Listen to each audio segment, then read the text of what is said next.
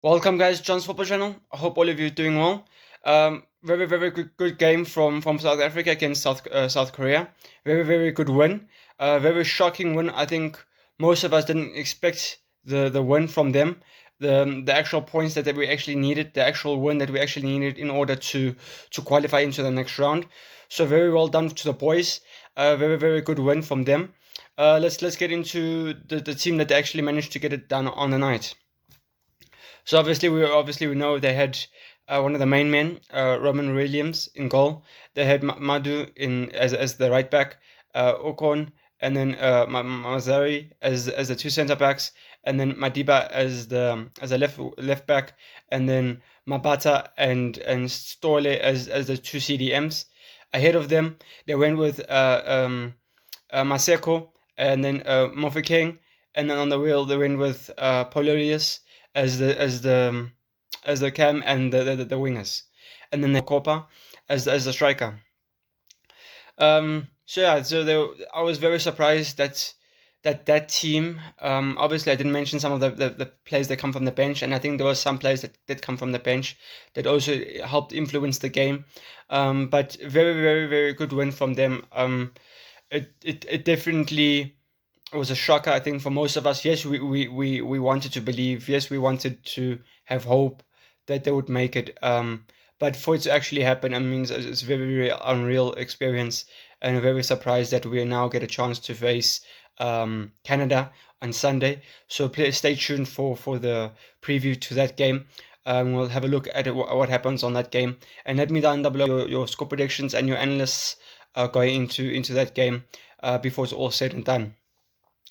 And then for now, we're going to look at Colombia against Portugal. Obviously, they play in the morning, tomorrow morning. So we're going to make a preview for this game.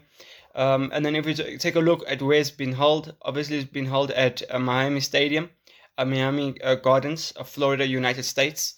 So very interesting stadium, I think, to play.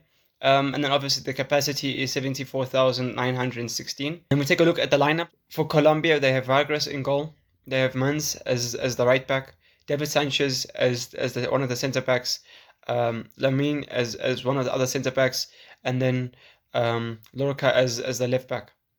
And then in the midfield, they went with Rita, Lamar, and Atlas as the three midfielders. Looks like they probably would be playing very good. I think it would alternate. Probably the one will drop or two will drop into the CDM's position, and one will play as an attacking midfielder. I think it could be easily. I think Lamar would probably play in that position.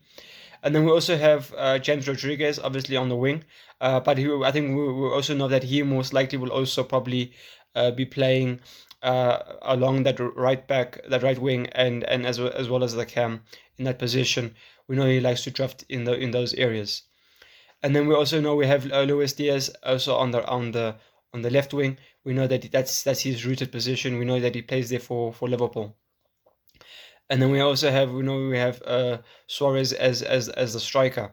So a very decent team. I think obviously not the best team out there, but I think you could look at a couple of players that are in this lineup, and you can clearly see they've been around the block. They've been at certain teams. They know how to win, and we can't give them any chance to hurt us, because we know that if we give them a chance, they will punish us and they will capitalize on our mistakes. And then if you look at for Portugal, obviously we probably might go with Costa again in goal.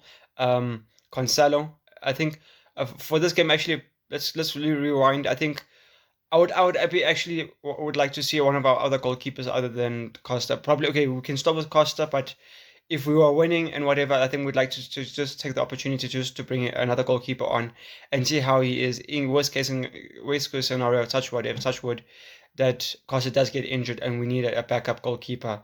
I think we need to have him also being around the block and also being playing with these players like the likes of Nuno Mendes on the left wing, Renato Vega as one of the centre backs, Diaz, and then Gonzalo as well. They need to have that connection and that understanding, as well as in the big games when the pressure is really on. And then in the midfield, we have obviously going to have Vitinha and Neves again.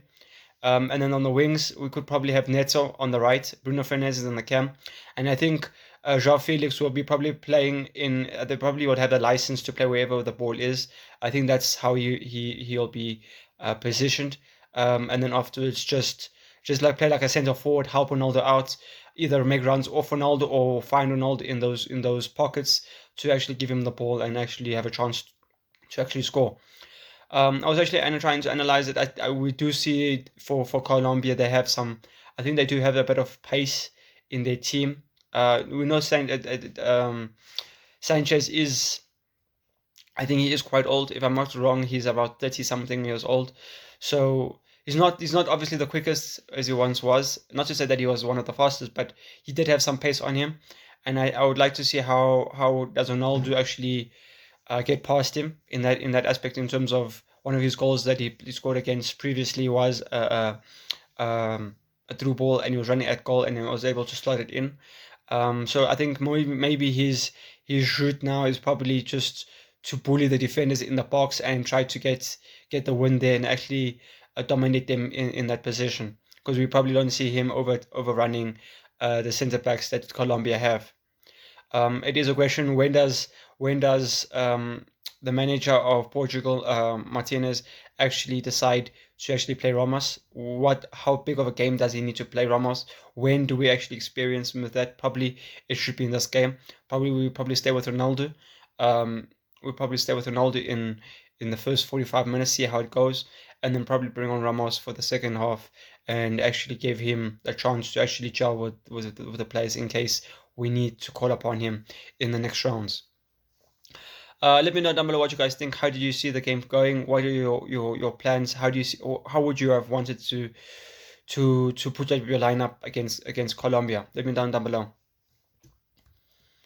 And then we will look at some stats going into this game. Obviously, Colombia have won both group games for the first time since 2014.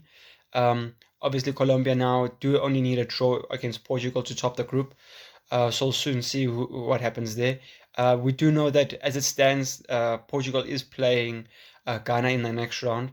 But now Ghana is not the most difficult team as well to play against. But now it is a question of, if Portugal does top their group, who do we play? Is it someone better or someone worse than Ghana? And obviously, if we take a look at Portugal, obviously we know that against Pakistan, Ronaldo became the first player to score again at 6 World Cups. So it will also be a thing of, can he continue? Can he actually continue with that momentum and keep getting the goals in the back of the net for Portugal? And then obviously we obviously Portugal must obviously pass. Portugal needs a win in order to top the group against Colombia, in order to probably have a better chance of another group team that they would have to face in the last 32. And obviously we have two players pinned against each other, with the likes of Ronaldo with 2 goals, and then we have Menz as a like I said, he either plays a left back or he plays like a midfield role. Menz as for Colombia, we know he plays for Crystal Palace. We know he's a decent baller. I think he's around 30 years old as well. And then if we look at, not much has done between the two teams. They only played two games, so not much has happened. They both came man of the match. Shots on target, Ronaldo has more shots on target than him. Obviously, I think Ronaldo's an attacker than Menz is a midfielder. So it's not really fair that they're putting the two together. But I think it does show you that Colombia, probably at recent times, they're not having their attackers on form. They've been able to get the midfielders in the play in order to get their contributions to get the win over the teams they've currently versed. And then if we look at form, Colombia have, out of the first 5 games, they've lost the last one, the fifth one, and they've won all 4 from that go. So they've, in the last 4 games, basically they've collected all four wins. With Portugal, we have out of 5 games, we have won 4, sorry, and drawn 1 against DR Congo. So this is how the group is. Colombia on 6 points with a goal difference of 3. Portugal on a goal difference of 5 with points as 4. So obviously our goal difference is good. So long we win, we'll definitely top them. And obviously head-to-heads will play in factor, because if Portugal beat them, we don't necessarily have to look at goal difference. We know that we would definitely top Group K. And then DR Congo obviously on 1 point, and Uzbekistan have on 0.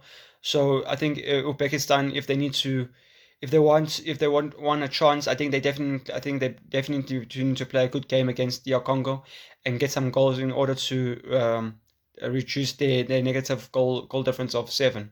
We'll see where they finish, and how does the groups and the best placed teams finish as well, and where does DR Congo finish or Uzbekistan finish in the group. So yeah, guys, let me know down below what your scoreline predictions are going to be for this game. I'm gonna go with 2-1. I'm gonna keep it simple. I think they do score, and I think we do score 2 goals. It is a thing of, do we score 2 goals first, and then do we become lazy? Do we become difficult? Do we become not focused in the game that they're able to score the goal? Or is it a case of we score, they score, and then we go and bounce back and score the last goal in order for us to cement our place as top of the group?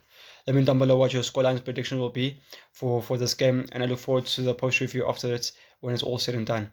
So peace.